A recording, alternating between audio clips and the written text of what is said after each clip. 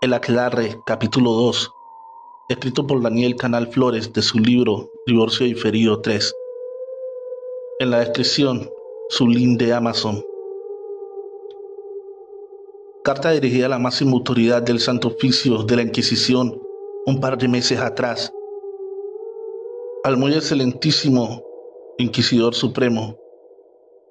Yo, Fray Avellaneda, humilde padre franciscano responsable del convento de San Rulapio, cito en la Ciudadela y tutelado bajo la autoridad del varo de Bailey, informo los siguientes hechos por orden expresa de este.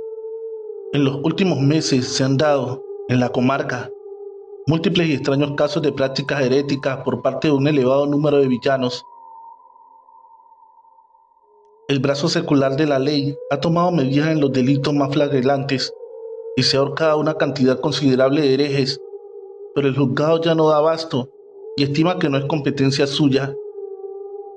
El problema ha surgido cuando, en lugar de disminuir dichas herejías, se ha originado un cruce monumental de denuncias entre ellos, creándose un galimatías difícil de resolver, varias muertes, provocadas en su mayoría por la peste negra, y las malas cosechas no ayudan mucho a paliar el sentimiento generalizado de que la región está infectada de seres malignos y diabólicos.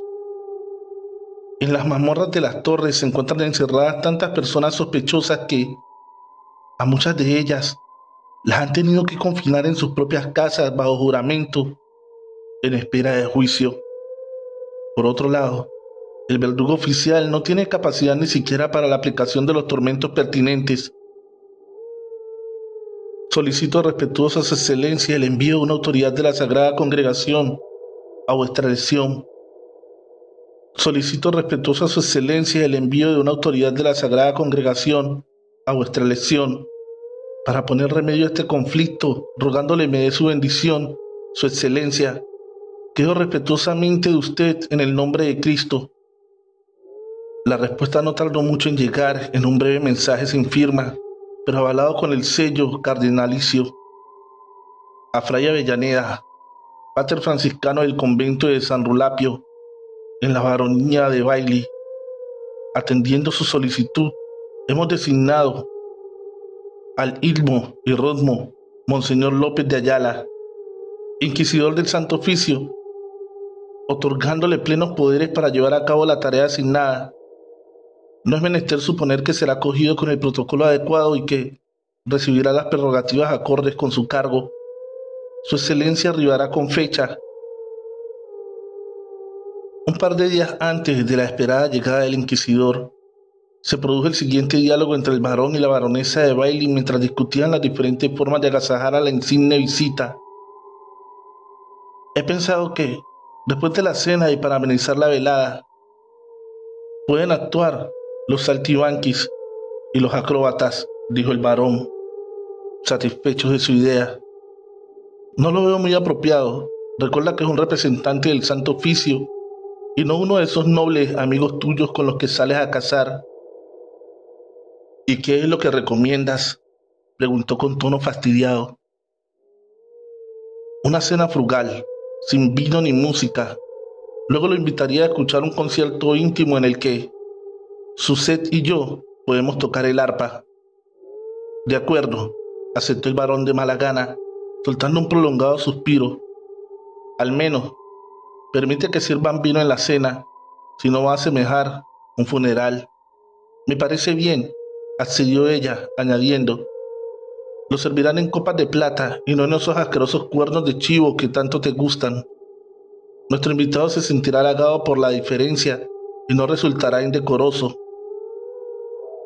Entonces, procura que la sirvan con la tapa puesta. No quiero tener que lamentar ningún envenenamiento inesperado. Renata, apodada por los habitantes de la villa como la Negra, vivía sola, oculta y enclaustrada en una cueva del bosque desde que su marido la había repudiado y abandonado a su suerte algunos años atrás por fea. Una enorme verruga facial no solo la condenó a la soledad, casi le costó la vida al ser acusada de bruja por los ignorantes del pueblo. Escapó de la horca por muy poco. Se alimentaba de pequeños animales que cazaba con sus ingeniosas trampas y completaba su dieta con hierbas, plantas y setas del bosque que conocía a la perfección. Había creado un pequeño invernadero en el interior de la cueva, en el que cultivaba sus propios remedios y venenos. A menudo solía intercambiar sus brebajes de forma clandestina con las aldeanas del pueblo que, a cambio, le proporcionaban ropa de abrigo, utensilios y algo de compañía.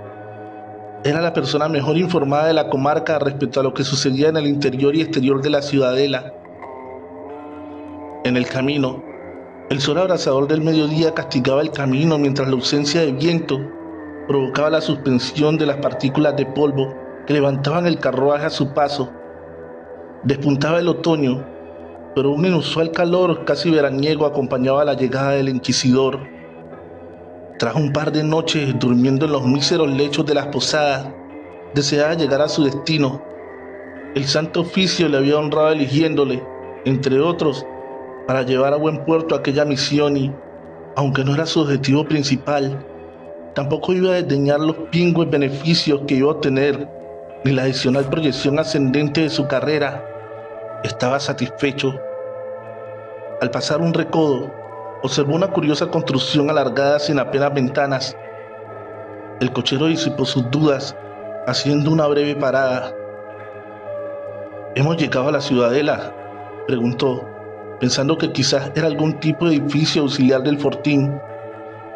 No, Excelencia, es la frontera donde linda la baronía de Bailey con el resto de la comarca.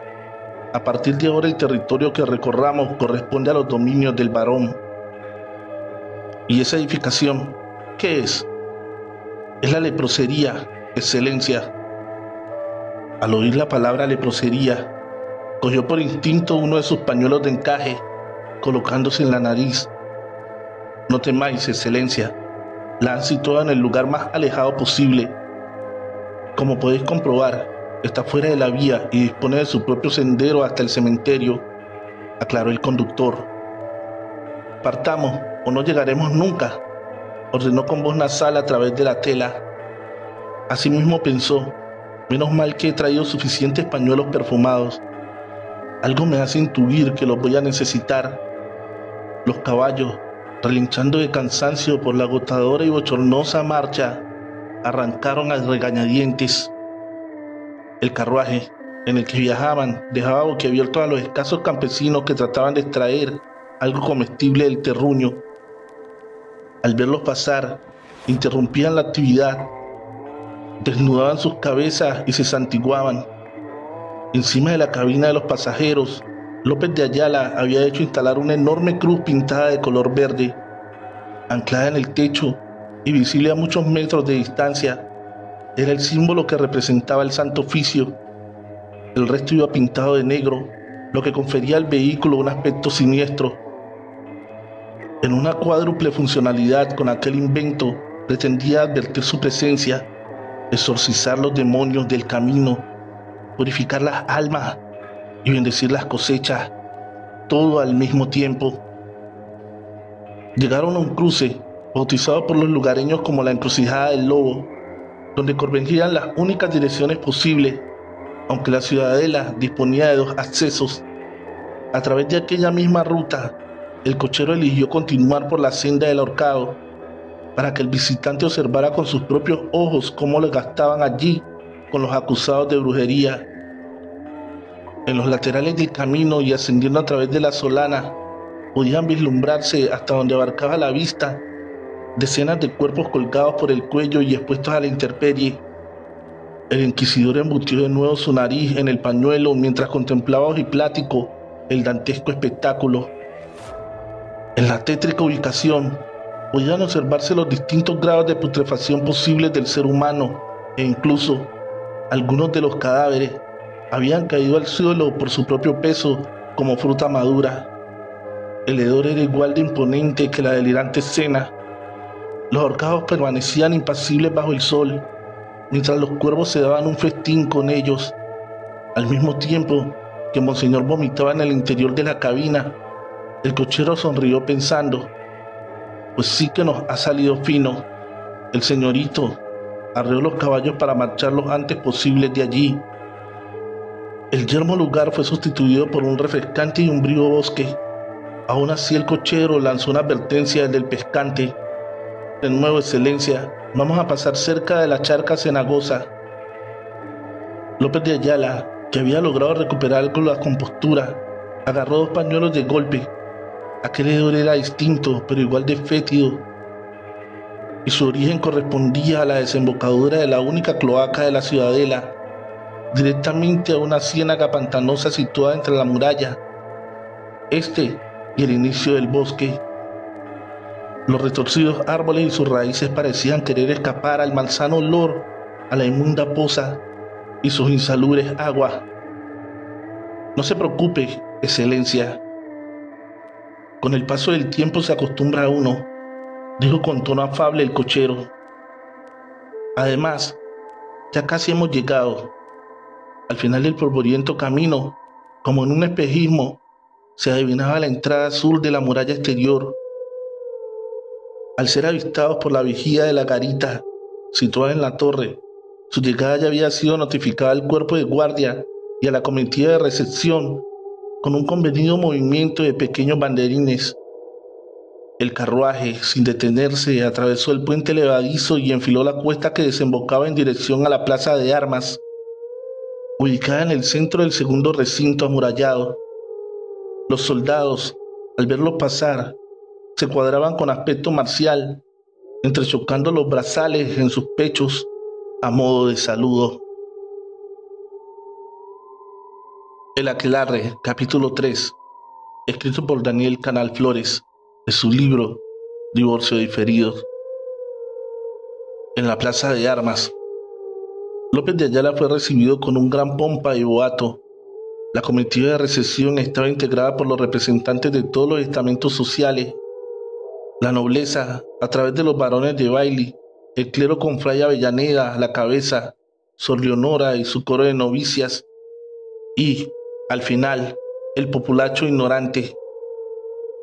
La llegada del ilustre invitado había causado una enorme expectación, dando al evento un aire institucional.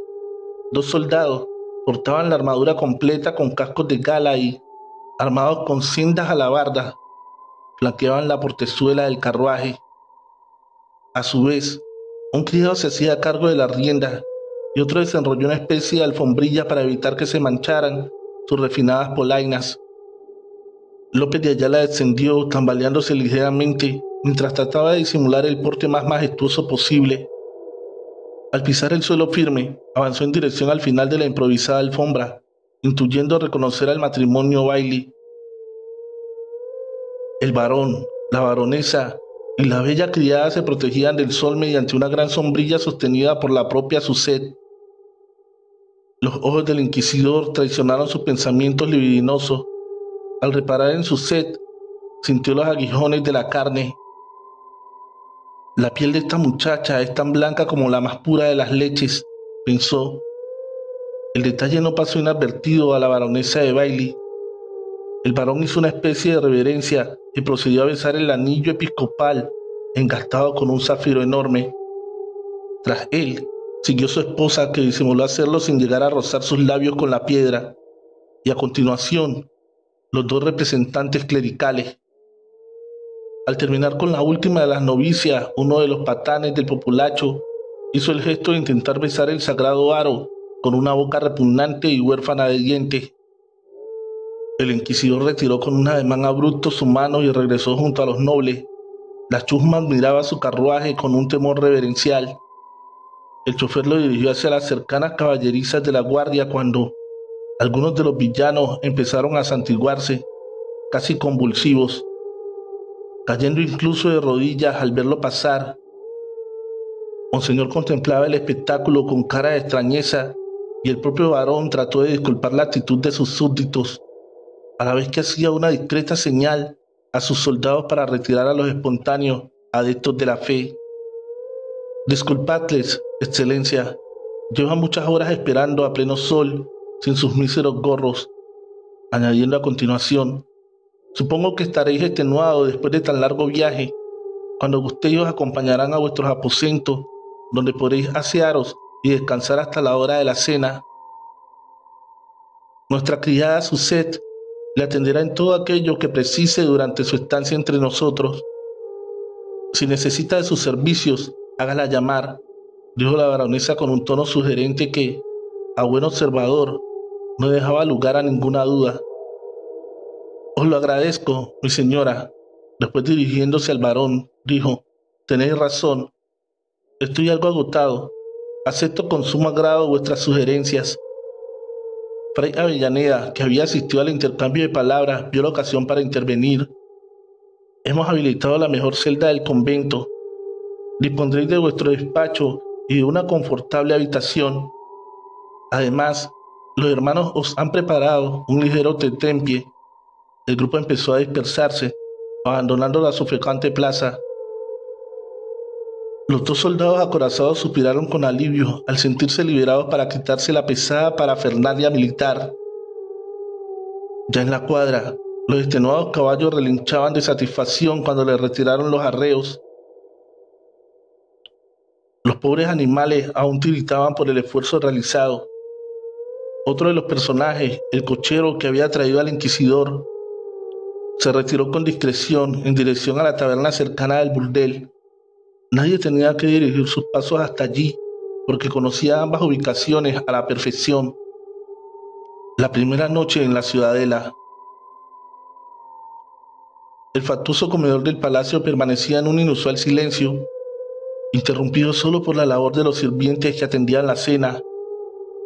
Morc, el bufón predilecto del varón, observaba entristecido el desarrollo de la misma, escondido tras una de las túpidas cortinas. Le habían prohibido aparecer mientras durase la visita del inquisidor. Los invitados comían comedidos, más que por frugalidad. Por no manchar las suntuosas galas que se habían puesto para la ocasión, Suzette se encargaba de servir a Monseñor. López de Ayala se encontraba en el séptimo cielo cada vez que la criada le rozaba o mostraba un atisbo de sus insinuantes y pálidos pechos a través del corpiño. ¿Habéis encontrado confortables vuestros aposentos, excelencia?, preguntó el varón para romper el hielo. Como bien sabéis, los adeptos a la fe nos adaptamos con humildad a todas las circunstancias, contestó con diplomacia, tratando de no ofender a Fray Avellaneda con su respuesta. No sabía que el fraile estaba medio sordo. En su opinión, la celda era horrible, angosta y húmeda para albergar a una personalidad de su calibre. Tras la cena, ya tenía en mente efectuar una parte con el varón, con la intención de solicitar su traslado al palacio lo más pronto posible. Esporádicamente, uno de los criados entraba con una oveja sin esquilar, blanca e inmaculada, para que los comensales limpiaran sus manos en el pelaje del animal. López de Ayala, al advertir que todos compartían la desconcertante servilleta, declinó su turno mientras extraía por debajo de la museta uno de sus sempiternos pañuelos. Decidme, varón, ¿por qué motivo no han recibido cristiana sepultura los cadáveres de los ahorcados que he observado por el camino?, preguntó Ayala con sutileza, tratando de aparentar la máxima cortesía posible a su interlocutor. Suzette, que en ese instante llenaba la copa del varón, dio un ligero respingo al intuir que la capciosa pregunta iba a tener unas consecuencias muy desagradables para ella. Disimulando su inquietud, siguió llenando las copas, intentando no perder ni un solo detalle de la respuesta del noble. Por dos sencillos motivos, excelencia: escarmentar y lesionar al vulgo. La mayoría de mis súbditos son buenos campesinos temerosos de Dios. Otros, para su desgracia, no lo son tanto. Con ese castigo ejemplar tratamos de aleccionarle y hacer que no lo olviden, añadiendo casi sin querer en un tono más bajo, como hablando a sí mismo: pronto podréis comprobar lo obtusos que pueden llegar a ser. Tras un ligero lapsus, el varón zanjó el asunto de la mejor forma posible. No obstante, en vuestro honor, mañana mismo daré la orden a mi guardia para que incineren a esos miserables. El inquisidor, satisfecho con las palabras del anfitrión, cambió de tema, mientras una disgustada Suzette abandonaba el comedor casi sin poder evitar una mueca de desaprobación. Apretó con tanta fuerza la jarra de vino al escuchar la respuesta final del varón, que se marcó las uñas en la palma de su mano. Mañana visitaré la ciudadela para familiarizarme con este bello lugar. Esta tarde ya he conocido el convento franciscano y mañana espero poder visitar el vuestro, prosiguió Ayala, dirigiéndose al Sor Leonora. Por supuesto, seréis bien recibido. Las novicias están deseando conoceros, respondió ella con un imperceptible deje tembloroso en su voz. Al finalizar el segundo plato, el varón, alzándose de la silla, propuso un brindis. Quiero expresar mi satisfacción de tener entre nosotros a un representante del Santo Oficio. Sabed que podéis contar con apoyo y los recursos necesarios en vuestra ingrata misión de limpiar estas tierras de brujas indeseables. Poco después, Fray Avellaneda y la Madre Superiora solicitaron ser excusados para abandonar el comedor debido a la obligación de atender sus respectivos deberes.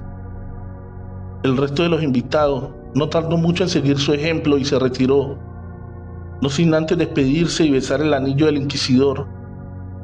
Monseñor, permitidme ofreceros un pequeño concierto en el salón. Suzette y yo tocaremos el arpa, al unísono, con la intención de deleitaros, sugirió la baronesa, colgándose del brazo del invitado. Tras instalarse en unas cómodas butacas preparadas al efecto, junto a una inmensa chimenea, la reducida audiencia formada por el varón y el propio Ayala se dispusieron a dirigir la pesada cena escuchando a las bellas intérpretes. Si el inquisidor no hubiese estado tan agotado y a su vez embelesado con la hermosa criada, quizás se hubiera percatado que la imagen de Suzette no se contemplaba en el único espejo del salón. Aunque sonaban dos arpas, en el reflejo solo se observaba a la baronesa tocando una de ellas, mientras que en la otra se veían vibrar las cuerdas, impulsadas por unos invisibles dedos mágicos. El varón, debido al vino ingerido y al reconfortante calor provocado por el crepitante fuego del hogar, dormitaba y solo se despertó al escuchar los animados aplausos del convidado justo al finalizar el concierto. Suzette, avisa a la guardia nocturna para que acompañen a su excelencia hasta el convento, dijo la baronesa, dando por concluido el virtuoso evento. Tras intercambiar unas breves y discretas palabras con el varón en referencia a sus aposentos, se dirigió la baronesa. Estoy muy agradecido por su hospitalidad, madame. La felicito. Ha sido un concierto soberbio, dijo Ayala, lanzando una última mirada hacia Suzette antes de salir del palacio. Al llegar al convento, un joven fraile le estaba esperando. ¿A qué hora deseáis ser despertado, monseñor? Al alba, muchacho, siempre al alba. Tras desvestirse, Ayala les trajo un cilicio de su equipaje y lo dejó junto a sus vestimentas. Después, cogió las disciplinas y procedió a fustigarse con fuerza. Suscríbete a este canal y activa la campanita de notificaciones. El Aquelarre, capítulo 4, Historia de Brujas, escrito por Daniel Canal Flores. En la descripción de este video, el link de su libro de Amazon de Divorcio Diferido 3. En el dormitorio principal del palacio. Antes de acostarse, la baronesa interrogó a su marido. ¿Qué cuchicheabais después del concierto? Me han solicitado instalarse aquí, en vez del convento. No está cómodo con los franciscanos. Además, me ha comunicado que, tras inspeccionar la situación, su intención es empezar con los juicios pasado mañana. ¿Y qué le has contestado? Lo mismo que a ti, sí a todo, bromeó el varón. Al notar un asomo de enfado en la cara de su esposa, matizó su respuesta. A lo del traslado le he dicho que espere un día más para evitar el enojo de Fray Avellaneda. Ya buscaremos alguna excusa. Cuando la ciudadela dormía, Suzette iniciaba la jornada para su verdadero señor, el hechicero tuerto. Llevaba varios días atareada en atravesar los dominios del varón de un extremo a otro, ocupándose de preparar la logística del aquelarre. Primero, convertida en murciélago, cruzaba el bosque casi por completo hasta llegar a la cueva de la Negra, responsable de aprovisionar los ingredientes menores. Después, recuperando su apariencia humana, hacía una breve pausa en el área de los ahorcados para alimentarse hasta la saciedad. Ese era el motivo de su enojo e inquietud tras escuchar la impertinente consulta efectuada por el inquisidor durante la cena. Finalmente, su sed continuaba a pie en dirección a la cercana encrucijada del Lobo, y desde allí atajaba por un sendero oculto que atravesaba los dólmenes prehistóricos y desembocaba a un pequeño lago, su destino final. Tras la catarata que nutría el estanque existía una gruta natural oculta a la vista y con un difícil acceso, conocido solo por unos pocos iniciados. La vampiresa dejó la alforja junto a las otras depositadas previamente allí. El material necesario para el ritual permanecía en un rincón del suelo, bastante alejado de la entrada, evitando el efecto nocivo de la humedad. La recóndita ubicación tampoco era accesible a las alimañas, los roedores ni los insectos. El regreso, volando, era más corto en su duración. Eso le permitía ahorrar tiempo y sortear a los vigías de las almenas. Su único temor era llegar a ser el blanco de algún ballestero aburrido, por lo que procuraba maniobrar en consecuencia. Al día siguiente, una parte de los campesinos y súbditos malvivía diseminada por los arrabales circundantes a la ciudadela. La otra residía como podía en la pequeña villa adosada junto a la pared de la muralla oeste. Los nobles, los soldados, los criados, las religiosas y los caballos del varón tenían su residencia en la parte interna del segundo recinto amurallado, situado en la plaza central del fortín. En tiempos de paz, se permitía el libre acceso a la totalidad del lugar para facilitar el tránsito de animales y personas de una zona a la otra. Asimismo, solo existían 3 accesos posibles desde el exterior: la entrada norte, el sur y las fétidas cloacas. A diario, la mayoría asistía al gran mercado situado en el interior del fortín, extendiendo sus mercancías y ofreciendo sus servicios. El trajín que se creaba era descomunal. Las voces y los ruidos inherentes a sus oficios de alfareros, orfebres, curtidores, ebanistas, barberos y todo tipo de artesanos de los respectivos gremios existentes se mezclaban en una cacofonía indescriptible con la música de los trovadores. Los balidos de las ovejas, el mugido de las vacas, el relinchar de los asnos y caballos o las conversaciones a gritos de los comerciantes con sus clientes. Para completar el cuadro, buhoneros, tahúres y rateros pululaban alrededor, timando, engañando o realizando pequeños hurtos. Un reloj de sol colgado en una pared indicaba la hora porque, desde allí, apenas podía escucharse el tañido procedente del campanario. Suzette y el nigromante, este último embutido en su papel de carnicero, mantenían una conversación en medio del barullo. ¿Está preparado tal y como acordamos? Sí, respondió la criada mientras observaba hipnotizada el gotear sangriento de la carne suspendida. ¿Falta alguna cosa? No, está todo. ¿Algún problema? ¿Te has cruzado con alguien?, preguntó, hincando en ella su único ojo, tratando de escudriñar la verdad. Ninguno, no me ha visto nadie. Eres buena, jodida, condenadamente buena. Escoge el trozo que quieras, invita a la casa, dijo el hechicero, dedicándole una sonrisa. Suzette examinó los colgajos con mirada experta y no se hizo de rogar. Señaló el más sangriento y jugoso. Buena elección. La carne de venado es la más fresca hoy. Las otras no lo es tanto, pero aquí no tienen suficiente paladar para distinguirlo y solo quieren lo barato. Tras la explicación instándose en el que iba a ser el conciliábulo definitivo, se despidieron. Tras la explicación y citándose en el que iba a ser el conciliábulo definitivo, se despidieron. Presentarle mis respetos a la baronesa. A su alrededor, los mercaderes seguían peleándose por atraer la atención de los posibles clientes con sus gritos y algarabías. En el convento franciscano, López de Ayala fue despertado al amanecer, sumergido en una agitada y angustiosa pesadilla, al ser zarandeado por su asistente, el mismo que le había recibido la noche anterior. Lanzó un grito terrorífico.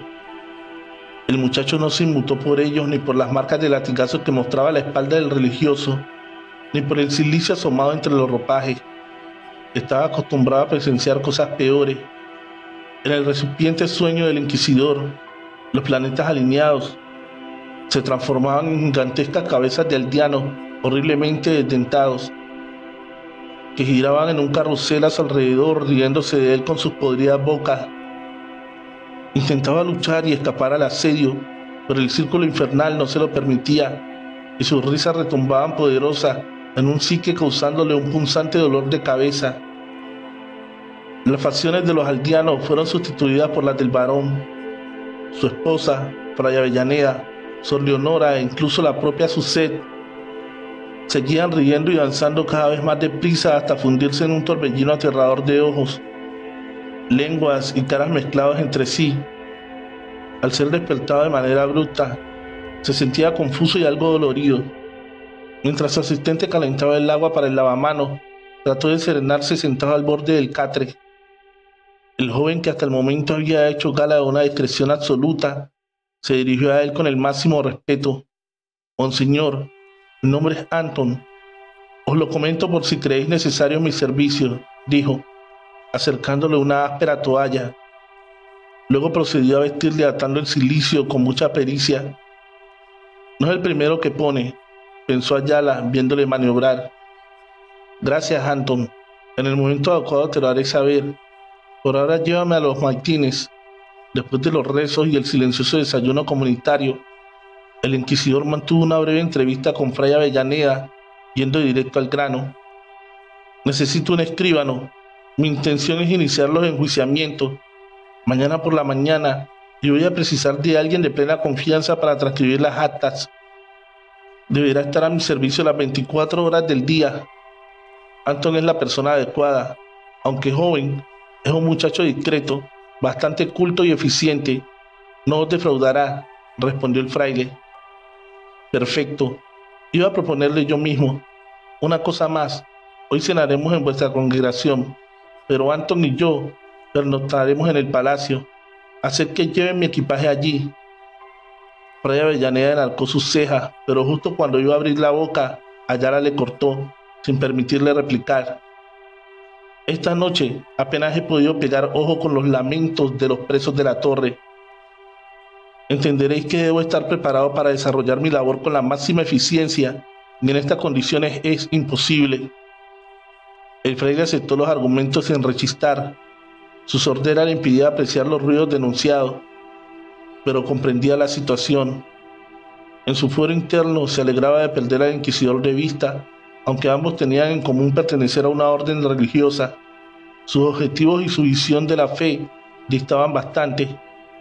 Además, nada más verlo con ese carruaje, la ostentosa cadena de oro que portaba y las finas polainas en sus pies, no le habían gustado en absoluto.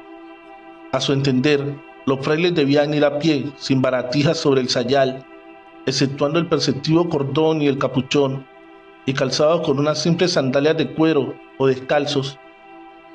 Fray Avellaneda hizo llamar al muchacho, le instruyó en lo acordado y lo vio partir. Ayala y Anton encaminaron sus pasos en dirección a la plaza de armas, con la intención de dirigirse al convento de las novicias, pero antes se cruzaron con una multitud que asistía al ajetreado mercado. Uno de los vendedores cercanos, un charlatán sin escrúpulos, con la jeta llena de granos, soltaba gritos desaforados que enseguida llamaron la atención de un grupo de aldeanas y del propio inquisidor. Anton intentó hacerle desistir, pero Ayala insistió en escuchar. Señoras, no dejen a sus hijos en peligro. Con la ruda de San Blas el mal alejarás, Líbrense del mal de ojo con una de estas patas de conejo, gritaba el mercachife sin descanso.